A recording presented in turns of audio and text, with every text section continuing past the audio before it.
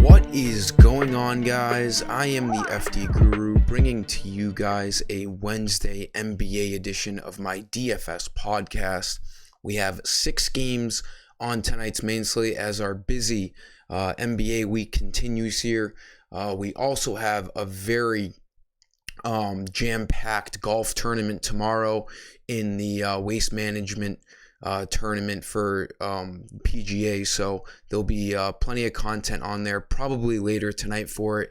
Tonight's 6-game slate has 3 late games on it, so I'll probably be doing the late after hours slate as well. There's some decent value out there. Make sure you like this video, make sure you're subscribed. I do appreciate it. Try to really ramp up the likes on this video and let people know about my channel. I do appreciate it. So we have those teams that have already made those blockbuster deals are playing tonight, and it's kind of confusing right now because those 2 teams that are affected by those trades are the late games, and I'm not sure if those guys are going to be playing or not. The Sacramento situation is a bit of a mess. We don't know if Sabonis is going to play or not. He's questionable. It obviously probably has to do with the, finalizing of the deal and signing the contracts. I'd like to think that 2 days is a little too quick, so who knows? Portland is also up in the air.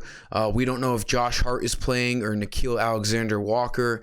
It could end up being risky if we don't know the news by lock, because we saw all of that Portland value last night with LB and Justice Winslow. If those new trade acquisitions can't play again tonight, those cheap guys are going to be great value once again on tonight's slate. Against the Lakers, it just could be really tough to leave spots open going into the night games because those guys are cheap. And if those trade acquisitions end up playing, you might end up being screwed.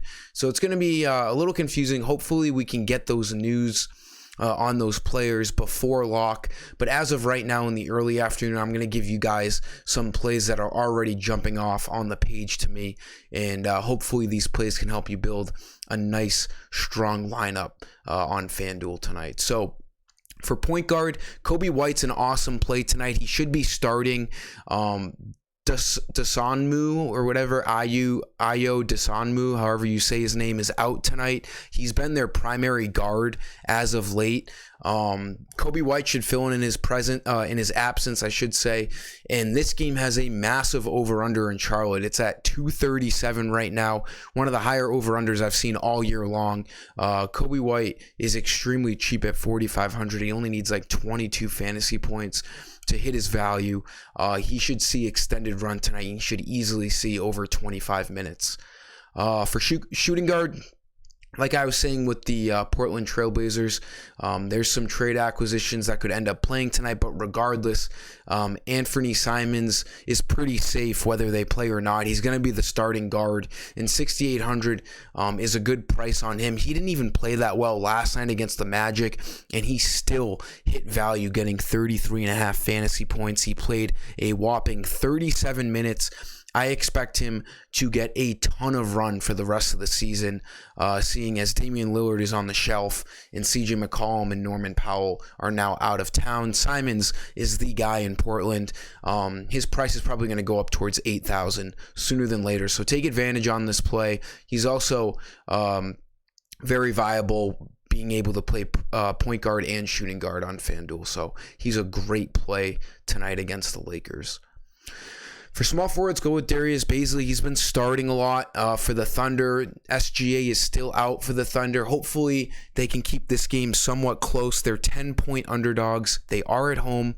The Raptors are easily going to beat them. It's just a matter of if they get absolutely blown out or not. Hopefully not. Baisley's been playing really, really well over the last 4 games. He's averaging 36 minutes. He's averaging about a fantasy point per minute in those 36 minutes, and he's been hitting value easily. He needs 30 fantasy points to hit value. Just a refresher on you guys, when I say value, it's 5 times that first digit in their salary. So 5 times 6, 30 is the number we need for value tonight on Bailey. He's been doing that. He's gotten 30 in 3 out of the last 4 games. He's playing serious minutes. And like I said, the only risk in this game with Bailey is if they get absolutely blown out, which chances are they shouldn't with a 10-point spread, but we'll have to see. He's still a really strong play at forward tonight against the Raptors. Power forward, let's go on the other side of things. His matchup, Scotty Barnes is just $400 more than Bailey. I think these two forwards are great plays tonight. Scotty Barnes got into foul trouble very early last game. He still ended up playing 30 minutes, but he usually plays like 38. So he missed out on like 7 or 8 minutes of his normal game time, and he still basically hit value getting 30 fantasy points. If he didn't get into foul trouble, he most likely would have approached 40 fantasy points with the extra 7 to 8 minutes that he usually sees. Assuming he won't get into foul trouble, which he probably won't, he's a great play tonight. He needs 32 fantasy points. He's averaging that on the year. It's a great matchup against the Thunder. He's a really solid cash game play because he presents that extremely high floor as well. He's going to get you high 20s in fantasy points no matter what.